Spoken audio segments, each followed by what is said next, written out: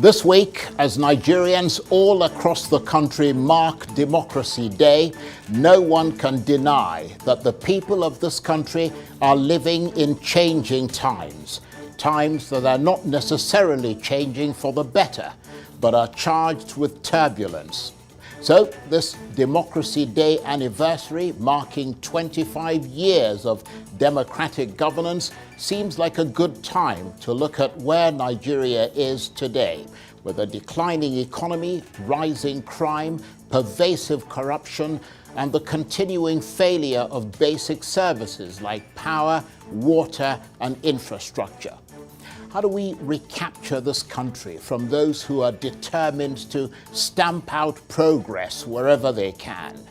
What does democracy look like in Nigeria in 2024 as various parts of this increasingly divided country try to stand up for their democratic rights and to share in the democratic ideals promised by both June 12th and 1999? Can this Democracy Day become the corporate vision that can unite all Nigerians in that vision? I'll be joined in the studio by one politician that many believe could yet be massively consequential in defining Nigeria's political direction, Mr. Peter Obi, presidential candidate of the Labour Party in the 2023 general election. It would not be an exaggeration to say that few contemporary Nigerian politicians have gripped and consumed the imagination of Nigeria's youth quite so intensely as Mr. Obi. I'm Charles Enyegolu, and this is a special Democracy Day edition of Arise Prime Time.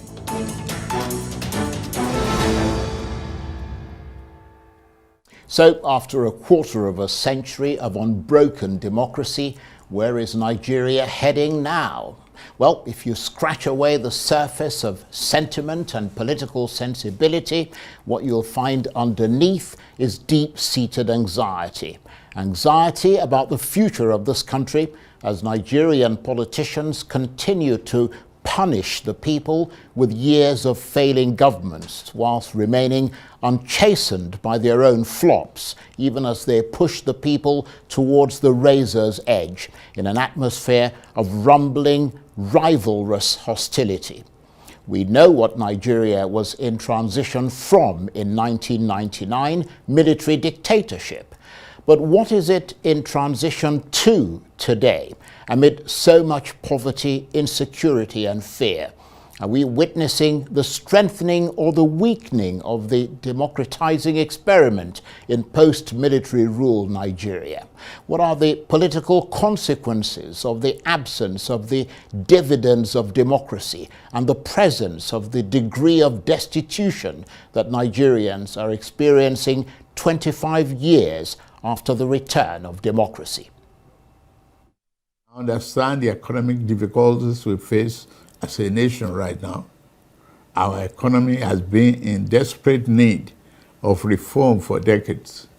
It has been unbalanced because it was built on the flawed foundations and over-reliance on revenue from exploitation of oil. The reforms we have initiated are intended to create a stronger, better foundation for future growth.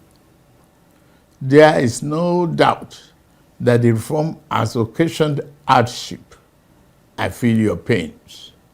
Yet, there are necessary repairs required to fix the economy over the long run so that everyone has access to economic opportunity, fair pay, and compensation for its endeavor and labor. As we continue to reform the economy, I shall always listen to the people and will never turn my back on you. President Tinubu there delivering his Democracy Day address. Well, today we put the big issues at the heart of the debate to Mr. Peter Obi: the evolution of democracy, the economy, the rising cost of living, insecurity, President Tinubu's 1 year in office, whether the opposition parties are on the cusp of a merger, and the odyssey of unhushed arguments between a coterie of splinter groups within his Labour Party. As Nigeria marks this silver anniversary, is there a silver lining for Mr. Obi himself and for Nigerians? Or does it portend a cataclysmically black cloud? And Peter Obi joins me now in the studio. Thank you very much indeed for coming in. Thank you, Mr. Charles. And happy Democracy Day. Thank you. You've been away from television for a while. You've been making very few comments about a lot of things that have been happening. Why is that? Well, just following up and making sure that other people make the comments and I listen, because part of leadership is also listening and learning. And that's what has been happening. I've also been contributing a bit of mine.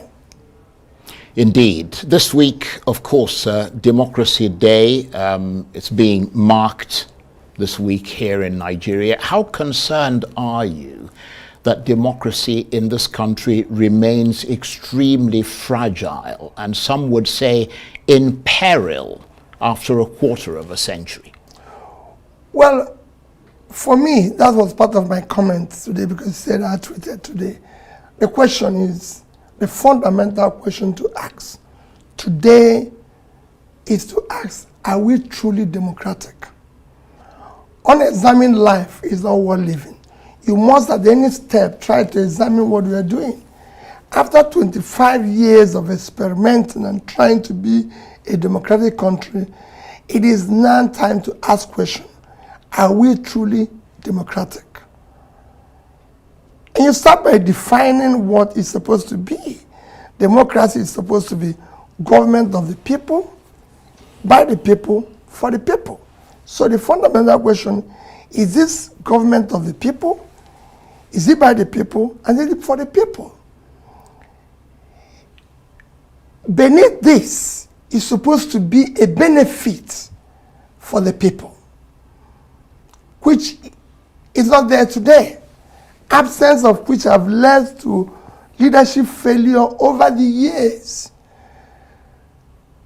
that brought massive corruption, hunger, sufferings, all sorts of pain, insecurity, everything. So the opposite is what we've experienced. What we should actually be celebrating is a some sort of state capture, where those who have captured it have cornered all the benefits that are meant for the people.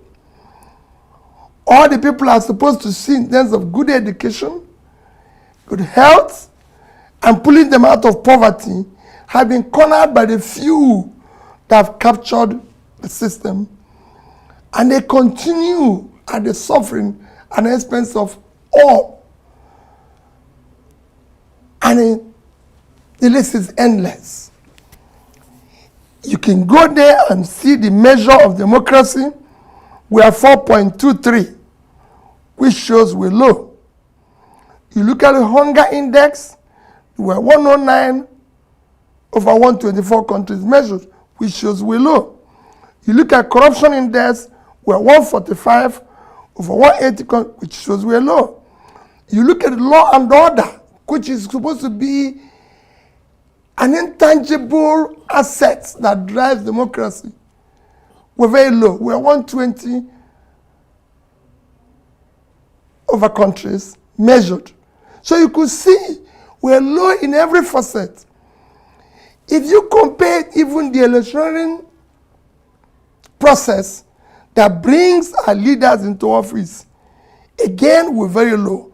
Let's just take the recent 3 elections in comparable countries of South Africa, India, Mexico.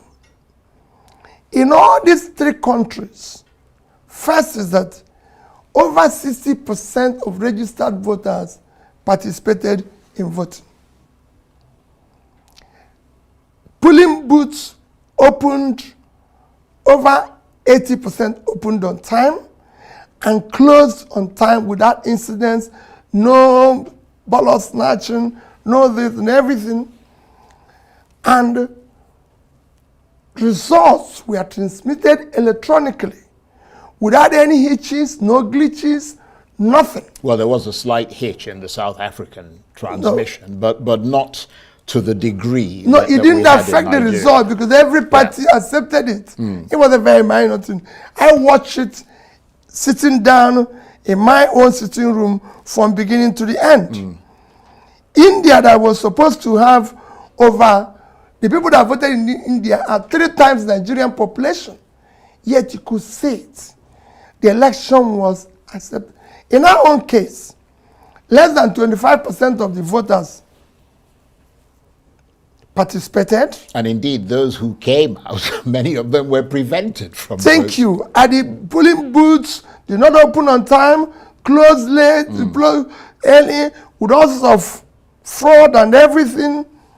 And when you think about it, in these countries that I mentioned, these were carried out by ordinary citizens. In our own case, despite all this fraud, glitches, everything, it was being executed by professors. So there must be something we need to re-examine and ask ourselves question, how do we get it right?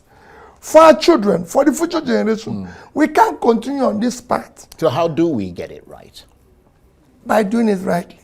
The government can stamp and said, I recall late President Yaradua, who's admitted that the process that brought him to office is faulty.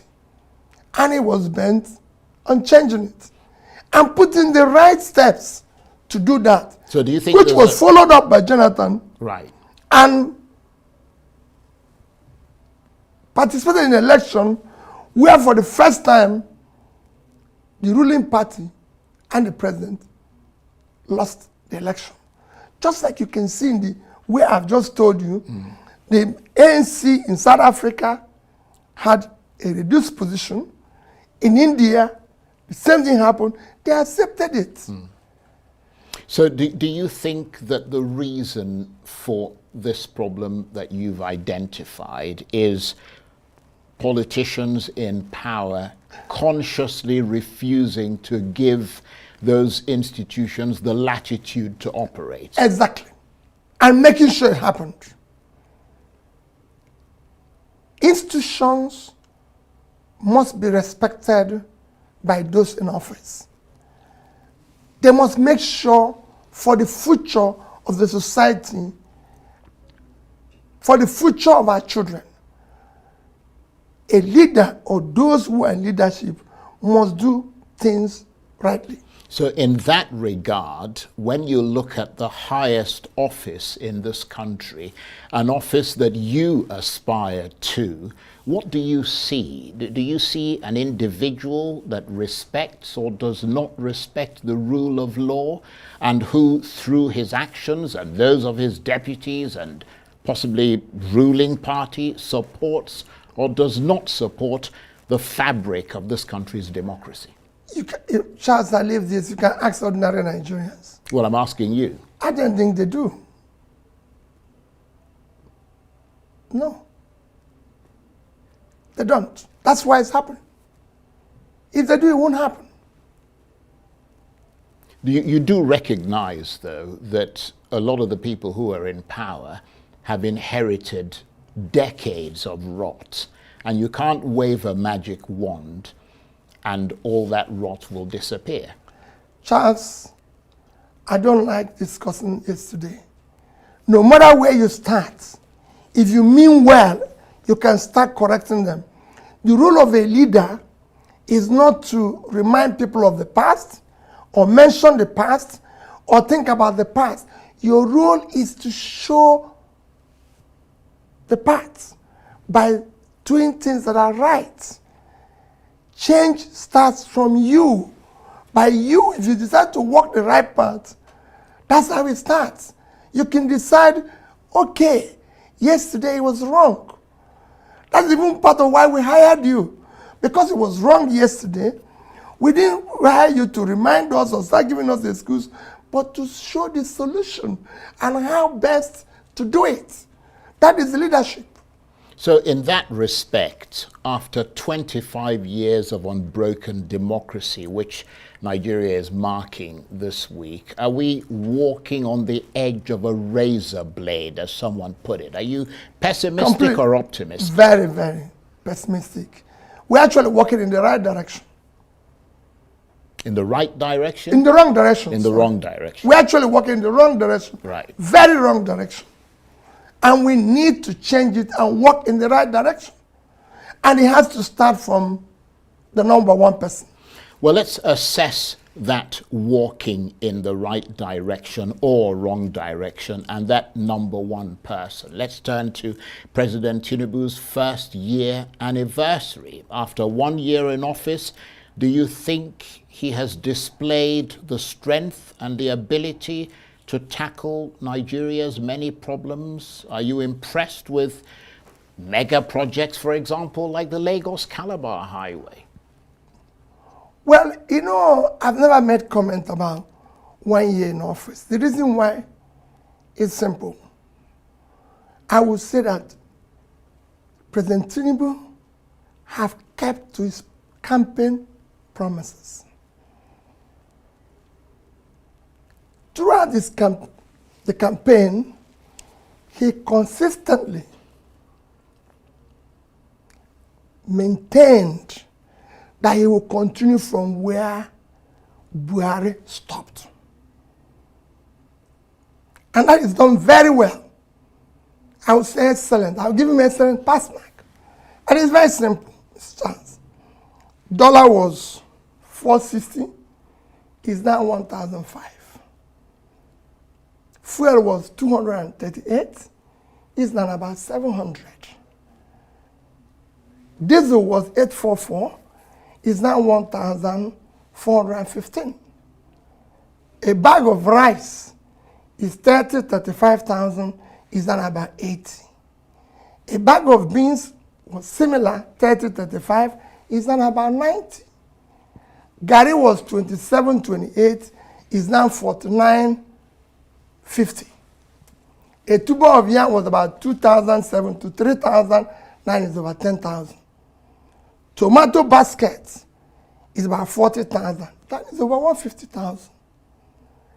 Electricity is 66 kilowatts, is now over 200. You can go on and on. Our debts, even bread, which is a basic thing other countries that subside, like Egypt, bread, smaller, medium bread was 450 naira. It's not 900 naira. The big one is 900, is 1,005. Our debt, like I mentioned, was 87. By end of last year, it was actually 97. The highest we've done within that short period. Now is over 100 trillion. In fact, this year alone, the government, through the Central Bank of Nigeria, have issued and taken from the system borrowing of over 16 trillion naira. You can imagine the interest at almost 20%. It's about 3.2 trillion after 12 months. At that, last year, in a period of 9 months, we spent about 5.7 trillion servicing as debt interest on our payments. So add that. So overall, you've done well. Let's even go back to the overall of the economy. By the time he took over last year, we were still the biggest economy in Africa with $477 billion as our GDP, followed by South Africa, Egypt, Algeria, and Morocco. Today, we are number 4. South Africa is number 1 now, I think about $373 billion. Egypt is second, $347 billion, followed by Algeria, 266. And we are now 252 billion GDP economy. It's even worse when you go to our per capita. We are actually 1/4 of per capita of the list of these nations that I mentioned. South Africa is over 6,000 per capita. Egypt is 4,000 plus. So is Algeria. And then Morocco, which among this is supposed to be the fifth, at 4,210, and we are 1,000 plus. So we actually gone low. We're coming from a low of per capita of 3,000 plus in 2014. So with every other thing have headed south. You see, insecurity is worsened. Well, let's corruption has worsened. Right. Let's adherence to the rule of law has worsened. The country has been nepotism is at the highest. Let's look at one issue that you mentioned, and you came up with quite voluble statistics there, and that is the issue of the economy. The president, in the clip we played earlier, before our interview began, made it clear that he was aware of the fact that there would be pain before gain.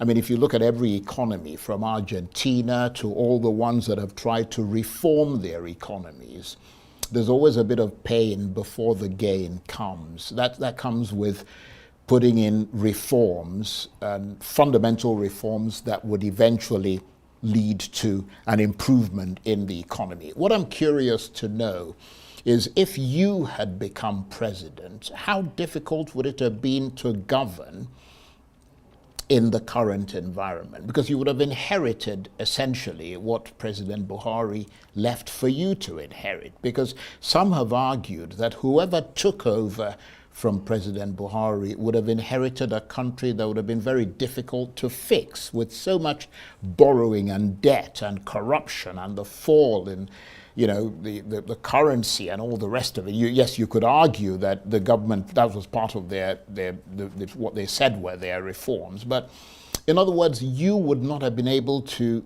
turn things around and deliver in 1 year. Charles, the first thing you do as a leader who inherited a difficult situation is to lead by example, and it starts by your own style, by your behavior, your conduct, how you manage the resources. You cannot say that things are difficult when you're living in conspicuous consumption. The things you don't do. Nigeria today is a country with the highest amount of people without homes. Over 24 million. Yet, you're spending 20-something billion to build a house for one person. Mr. Johnson, are you saying that a vice president of Nigeria cannot live in a 4-bedroom house? You live in the UK. 10 Downing Street is 3 rooms. That is an economy that is almost 10 times our economy today. And the Prime Minister lives in 3 rooms. So that's where you start. You start by living like somebody who is coming through difficulty, who is facing difficulty, who wants to change things. That's how we do it. You don't engage in what we've been doing, buying vehicles, partying and everything, as if things are normal. When you say there's difficulty, you need to deal with the issue of cutting the cost of governance. That's where you start. So you need to deal with the issue of massive corruption. That is showing that I am now, okay, things are bad. Just have served the system.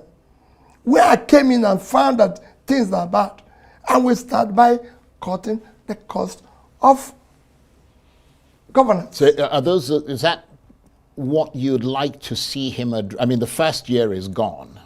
You know, that's a fact. But he's now entering his second year. Or he has entered. What are the things that you have to also show a clear plan. It is not enough to say, oh, we are going to go through problems. If we're going to go through problem, chances is very simple. You enter a plane. There's a bad weather. There's going to be a turbulence. The pilot says, we're going to go through bad weather. It's going to take us maybe 1 hour, 2 hours because of this. And he follows it through. That is not the time. In that bad weather, everybody, even the crew, are asked to sit down. That's not time to start serving food and wine and everything when everything is up and down. That's why we're there. We're in turbulence and people are still dancing and everything. I always say what happened to the Titanic is what is happening in Nigeria. While the plane was going on, the people on the upper deck were busy dancing until the whole thing collapsed. That's what is happening now. We should change and do things rightly. We can change and manage corruption and everything and all that. Well, hopefully the people in power and in the know are listening to you. But let me move away from President Tinubu and come to you. In terms of the candidates who will potentially challenge President Tinubu in 2027, and you certainly sound like one of them, and how voters rate them with regard to how fit for the job they are, I am quite sure that many people will say that you obviously stand out. But do you think that your public standing has grown or diminished since the 2023 election? Charles, I don't know. It's only the public that will know. Yeah, but you interact with them. Mine is to continue interacting and being part of the process of building a new Nigeria that is possible. Because we can't go on this way. We're headed to a disaster. We must do things rightly. Like I always said, I'm not desperate to be president. I'm desperate to see Nigeria work. And work for the poor people of Nigeria. Right. The system has been very uncaring for the people of Nigeria. And we must fix it. Work where we have to remove this criminalized system, corruption that we the politicians have unleashed on the country and make it better. Right. Well, you said that we should go and ask the public about their assessment of your public standing, whether it's grown or diminished. Well, one man who is a member of the public, in a manner of speaking, who seems to think that your standing has diminished is the Nobel laureate, Professor Wole Soyinka. He recently attacked you, saying that you are unfit to govern Nigeria. What's your reaction to that? Well, quite frankly, I will not make a comment to that. Wole Soyinka is the father. I have a policy. I don't respond when my fathers talk. Yeah, but he's delivered a punch. I leave it to them, because when I became their age, I want those younger ones to respect me, though I will also try to put myself in such a position that I will respect myself before that. Well, he's delivered. But I assure you, right.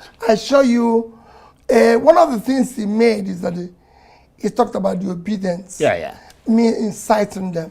Charles, I will never, knowingly, and I have never,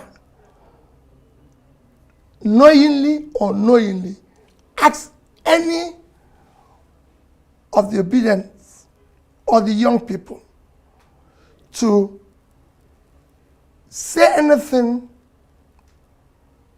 against an elder, a priest, a pastor, an imam, and everything. Never. It will never happen. Nevertheless, never will happen.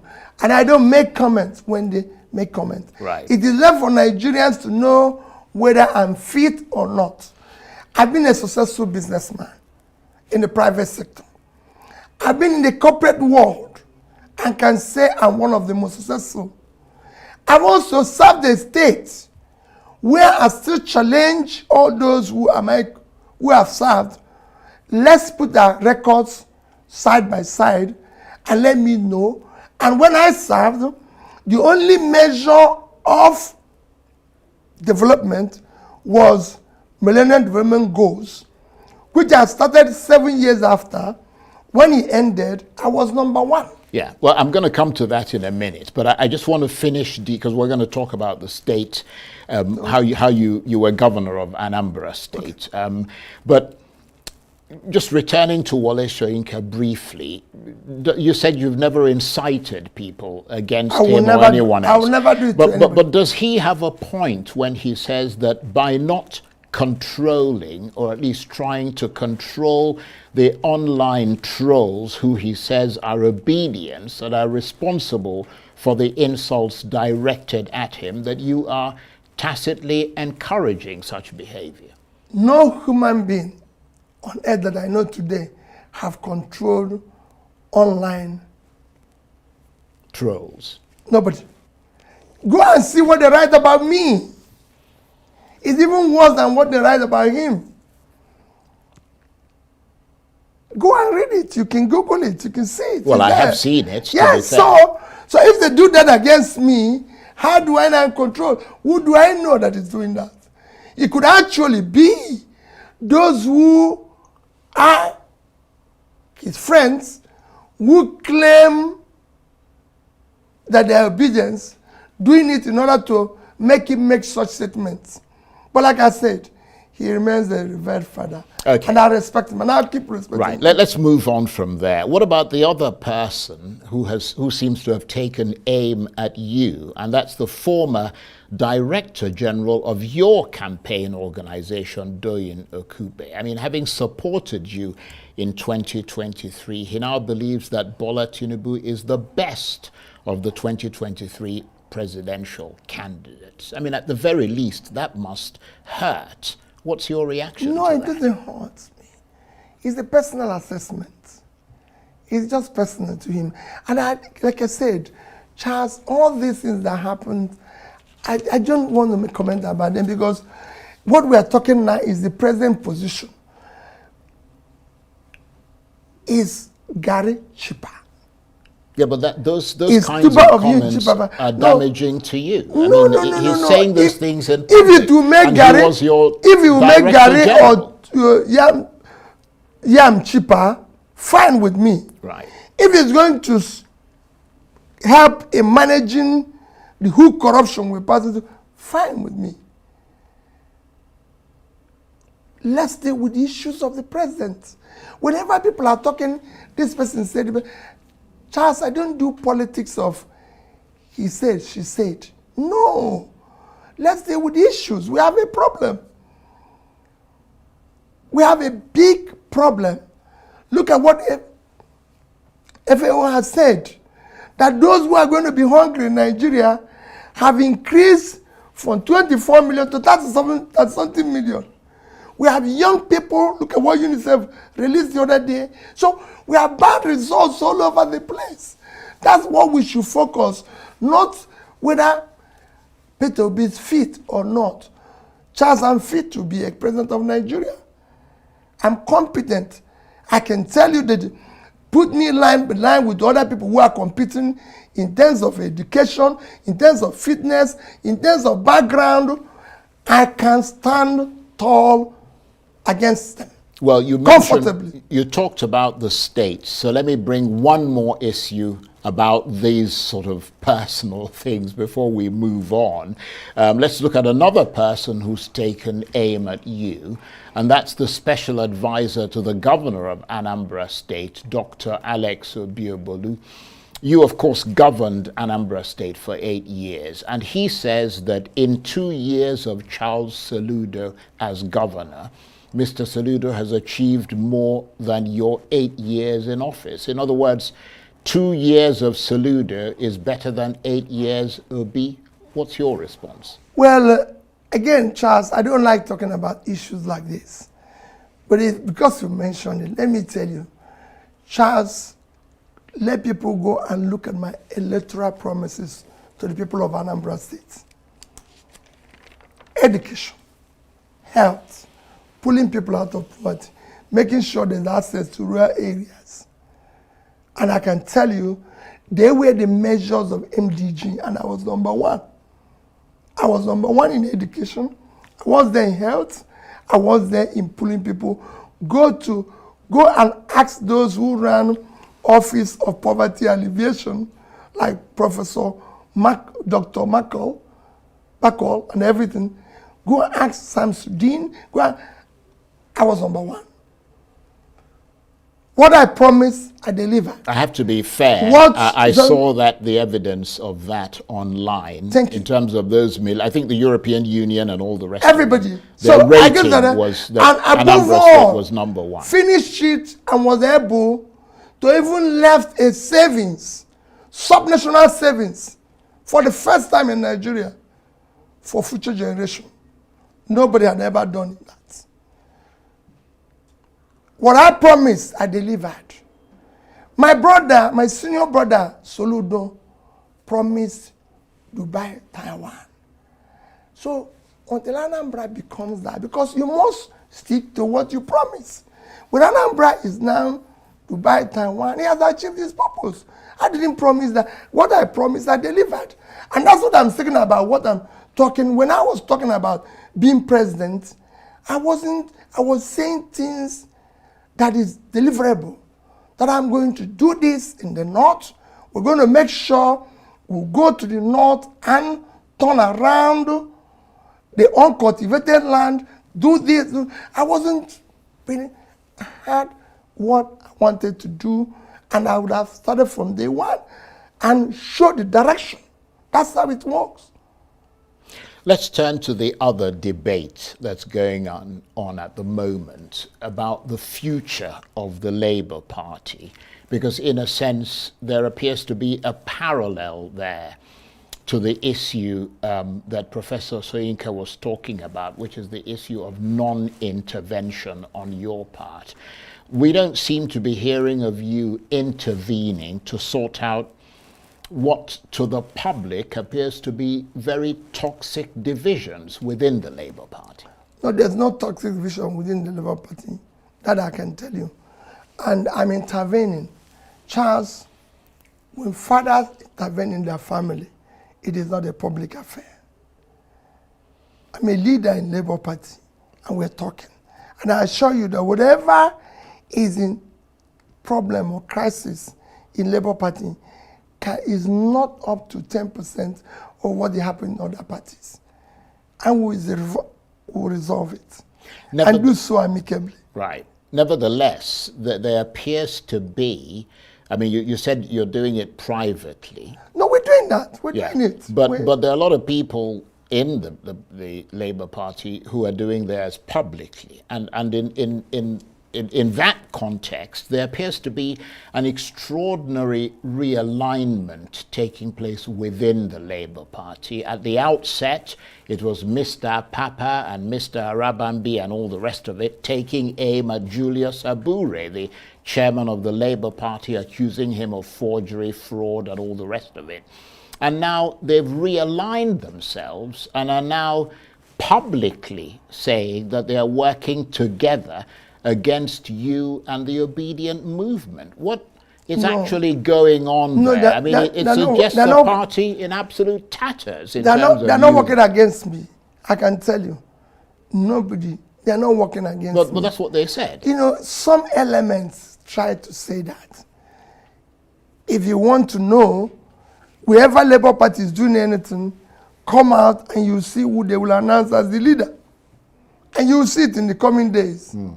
Where we will go out in certain functions. I've never been in any function where somebody said, we're working against this man. No. Well, they may not say it directly to your face, no, but they're saying it in public. No, it's that same thing. We're talking about people saying things that are not reality. That same thing. People can say it, but when Labour is doing something, when I appear, you will see who is the leader. Simple. Do you, though, intend to remain in the Labour Party, given, at least from the way it looks to the public, how impossibly difficult it seems to resolve the conflicts within the party? No, we don't have that. We don't have that type of conflict you're mentioning. People are just exaggerating what is there. I'm a faithful member of Labour Party. Right. And we, like I always say... So you remain a member? I remain there. I remain there. Right. I remain there. I'm a member of Labour Party. If for any reason, like I said, if we're going to move forward, Right. and there's other groups that are going to work with us, we'll work with them. Right. Okay. Well, that brings me to the issue of possible mergers and alliances. Has there been some communication between you and the other leading opposition candidates, parties, about a possible merger or alliance ahead of 2027? Any deal in the offing, or there hasn't been and there won't be? There's no deal. But I wish and hope there will be. We need to look for like minds who are now committed to saving this country. But are you working towards a deal? Well, like you said, we're all trying to put ourselves together Right. and explore all those opportunities. So you are talking about a possible merger then? Not that we have started it, but that's what part of what we're considering. Right. But are you considering that in isolation or in No, communication? the party, with the party, everybody looking at it. Right. So at the moment, there's nothing to report. No, Right. nothing to report. We will, of course, the public will see that, will go ahead. Right. But would you like to see a merger? I want the like minds and those who can see that we are in difficulty to come together and save this country for the future of our children. Okay, well, let's move away from that, because obviously there's nothing to report. You've talked a lot about governance on different levels. You've got the federal level, obviously the state level, local government, and so on. Let's talk about the state level, which is a very important level. I wonder whether you might be able to tell us whether there's any governor you feel, because you assessed President Tinubu's 1 year in office. Let's assess it on the state level. Is there any governor you feel has had a good first year in office amongst the current crop of governors? Of course, you should see Governor Oti what he's doing. Well, he's your Labour Party, so it's people would about- say you would say that, No, wouldn't it's about you? the people. Forget about whether it's in Labour Party or not. You go to the people. Whenever I do assessment about governance, I talk to the people. I talk to people from Abia. It is not about anything. You could see it. You got the people feel. The comments of the people. Governance, Charles, is about the people. That's why whenever you ask me questions, I say, go to the people. It's how the people feel. When you ask me about Anambra State, I say, go to the people. Or Charles, I invite you in Anambra State. Let me walk the streets of Anambra State, and you see how the people will tell. Everything that I know that you can use to measure government, while I was in government, the people felt it. I want the best state with road network in this country by Federal Ministry of Works that is supposed to be in opposition. So I can go on and tell you what we were able to do. So for me, it is the people of Abia that I'm listening to. And there's other governors, of course, that are doing their best. Maybe they're not in their first year, but definitely he stands out. Yeah, but what about the other governors? You said there were others. No, Who are they? I'm sure Because a lot of people will say, yes, okay, They'll Labour be Party, you other, would say that. I read. These are based on what I read. Right. I used to tell people that, considering what is happening, say, in Boronu, that I see the governor there, Zulum, trying to contain the insecurity. And at times, take it on first hand and everything. So quite frankly, it's for me to assess the other states. I didn't go assessing them. Now I'm at a point where I'm going to look at what is happening in different states and ask questions from the people. But I don't make comment unless it's from the people. Right, I understand that. Now, you mentioned state capture at the beginning of our chat. Which is, this is huge corruption Yes, and everything. and you used the example of elections that have taken place in South Africa, Mexico, India, where the Electoral Commission is seen to be independent and has done the job that they were charged with doing. What would you do with the Electoral Commission in Nigeria? Same thing. Insist that they do their work independently and that democracy is what it should be if I have the opportunity. Charles, I've served as a governor. I never interfered with any institution. Go and ask those who were in the judiciary while I was there. Not one day did I interfere. Go and ask those who were in education like universities. Not one day. Go and ask the police, the army, all security, whether there's one day Peter Obi said, go and arrest this person or do this is wrong. In fact, when I was doing my second tenure, go and ask the security people that came to meet me, INEC, DSS, police, army, they came to meet me. And I told them, all I want is let all my votes be my vote. I don't want one extra vote that is not for me. And I don't want one of mine to be.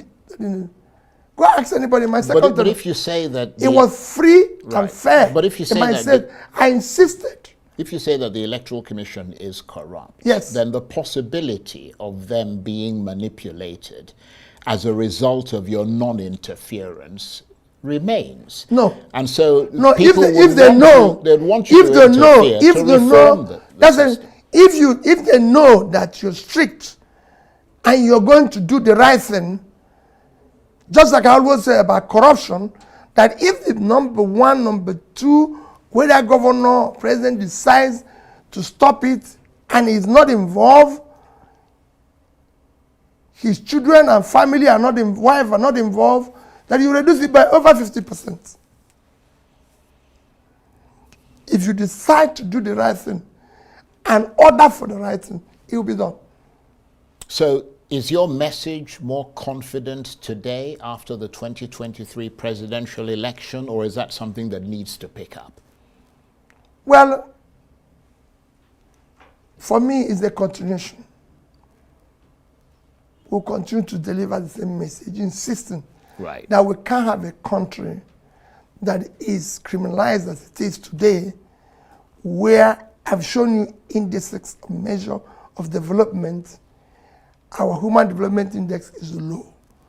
Our human capital is low. Our health is low. So what else do you want? Right. Our poverty, where poverty capital is worsening. Our per capita, which you used to measure, which is number one measure, have fallen from a high of 3,000 in 2014 to 1,000 today. Things are worsening. Inflation headed south. Interest rates. So it's not, I'm not trying to make it up. It's the reality. So in that context, what is your message to the people of Nigeria as they look to you and other politicians for leadership and for hope of a better future? Well, I'll start with the politicians. It is time for us to have a rethink and think about the poor people of this country. There's so many things that are going wrong. The poor people are suffering. We must now refocus and deal with issues that concerns them. There's so many issues that concerns poor people which we don't address. I was talking to somebody already about Heritage Bank issue. How dare you allow a situation at this critical time, so many poor people with their little savings have put it in a bank where I'm sure whatever caused them to collapse is came from the elites and possibly the top politicians. And you allow them to lose their savings. They even allow some big people and some big institutions to be able to get their money back and then allow poor people. I know a man whose entire life saving of 80 million is in that bank. He's worked all his life. He's late. His family depends on interest on that money. I know those who put money in community banks, microcredit banks, and all sorts of saving institutions who in turn put it in microcredit, Heritage Bank, and you allow it to collapse. They don't even know where to go to.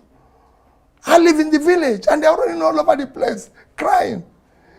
When would this country start caring for the poor? That is the problem we have here. And we must deal with it.